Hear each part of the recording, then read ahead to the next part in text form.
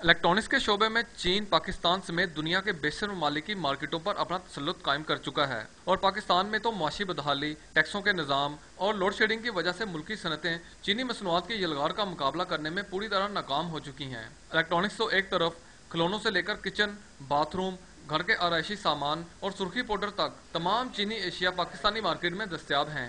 जब आपको अपने मुल्क से कुछ नहीं मिलेगा, आप इम्पोर्ट ही करोगे। अगर आपको एक चीज़ अपने लोकल जो है 50 रुपीज़ कॉस्ट कर रही है, आपको वही बाहर से 35 में मिल रही है, 30 में मिल रही है, तो आप उसकी तरफ जाओगे। हमारे मुल्क में ठीक है, इंडस्ट्री जितनी भी वो बंद हो चुकी हुई है, ठीक है ना।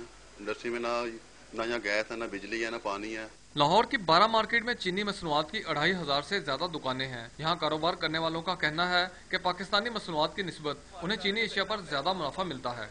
आपको पता है कि हर चीज़ चाइना की अब आ रही है। लाइटर हो जाए, नेल पॉलिशें, लिपस्टिकें, ये सारी चीज़ें चाइना ही में होती है।